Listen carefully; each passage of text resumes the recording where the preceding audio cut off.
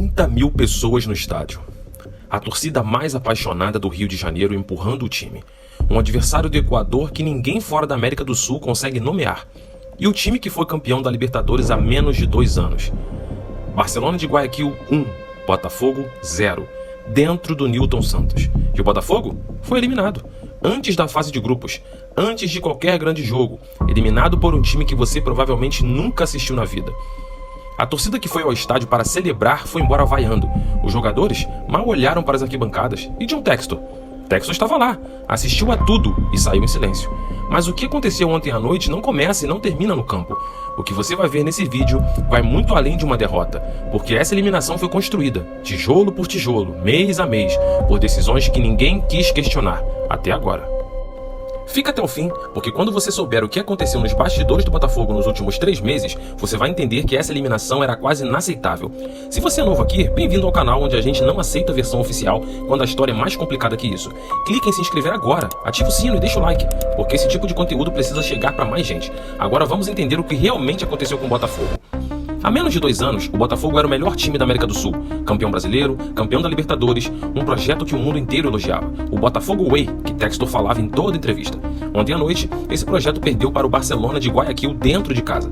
E antes que os torcedores de outros clubes venham soltar o ranço nos comentários, o Barcelona de Guayaquil é um time respeitável no Equador, mas não é, em nenhuma hipótese, o nível de adversário que o campeão da Libertadores deveria temer. 7 minutos de jogo. O goleiro Léo Link, que já vinha de má fase, aceitou um chute de fora da área. Um gol que qualquer goleiro de nível de Libertadores teria defendido. E o Newton Santos virou uma panela de pressão. O Botafogo criou chances. Arthur Cabral quase empatou de cabeça. Alex Telles acertou uma falta que arranhava o gol. Mas faltou o ingrediente mais básico do futebol: qualidade, repertório, eficiência. O técnico Anselmi trocou o sistema, improvisou zagueiros, apostou em atacantes, nada funcionou. E quando o árbitro apitou o fim, o silêncio foi ensurdecedor. A torcida foi embora vaiando. Alex Telles foi a campo falar e disse algo que revelou tudo. Futebol não é feito só de jogadores. Uma frase que, traduzida no diplomatês para o português direto, quer dizer: o problema não está só no gramado. E é aí que essa história fica mais interessante, porque o caos dentro de campo era apenas o reflexo de algo muito maior fora dele. Imagina você montar uma equipe para disputar a maior competição da América do Sul e chegar ao jogo decisivo com jogadores impedidos de jogar pela FIFA, com salários atrasados, com seu maior aliado tendo deixado o clube semanas antes. Isso não é azar, isso tem nome, e o nome é falta de gestão. Vamos voltar no tempo, porque o que aconteceu ontem foi construído lá em dezembro de 2025. Em 30 de dezembro de 2025, 3 dias antes do Réveillon, a FIFA aplicou um transfer ban no Botafogo. Por quê? Porque o clube não pagou 21 milhões de dólares ao Atlanta United, dívida pela compra do meia Thiago Almada, feita em 2024, o mesmo Almada que foi peça do título da Libertadores. E aqui começa o primeiro problema sério. A diretoria sabia dessa dívida desde outubro, sabia que o prazo vencia, sabia das consequências e não resolveu. Resultado, o Botafogo entrou no ano mais importante da sua história recente sem poder inscrever jogadores. Reforços como Christian Medina, Edenilson, Júnior Santos, Ferrarese ficaram de fora. O principal reforço da janela simplesmente não pôde jogar. O time que entrou em campo ontem foi um time incompleto por decisão administrativa. Em 6 de fevereiro, 38 dias depois, Textor conseguiu um empréstimo de 25 milhões de dólares para quitar a dívida, com juros de 25% ao mês. Isso mesmo, 25% ao mês. 25% de juros ao mês. Um clube que acabou de ser campeão da América. Textor gravou um vídeo empolgado para a torcida. É ataque, ataque, ataque! Hora de Botafogo! Parecia um comercial de energia. Mas por baixo do entusiasmo havia uma bomba financeira com o relógio correndo. E não para por aí. O atraso do pagamento de parte dos salários gerou insatisfação no elenco. Danilo, um dos líderes do grupo, quase saiu do clube. E Tairo Arruda, o principal aliado de Textor dentro do clube, pediu demissão. Tairo Arruda era quem fazia a ponte entre Textor e o dia a dia do futebol brasileiro. Com ele fora, Textor perdeu os olhos e os ouvidos dentro do clube. E para completar o quadro, o Botafogo foi condenado pela FIFA a pagar outra dívida, referente à compra de Luiz Henrique, do Betis, aproximadamente 15 milhões de reais, com prazo de 45 dias. Caso não pague, novo transfer ban, terceira janela consecutiva em risco. Transfer ban, salários atrasados, briga societária, gestor de confiança saindo, reforços impedidos de jogar. Isso não é azar, isso é gestão que falhou em cadeia. E aí vem a pergunta que divide torcedores, analistas e jornalistas. Textor é o problema ou é a vítima de um sistema que ele não conseguiu controlar? Tem gente que diz que Textor salvou o Botafogo do esquecimento. Tem gente que diz que ele está destruindo o que construiu. Mas eu vou te mostrar os dois lados. E no final, você decide. Comenta aqui embaixo, porque essa discussão precisa acontecer.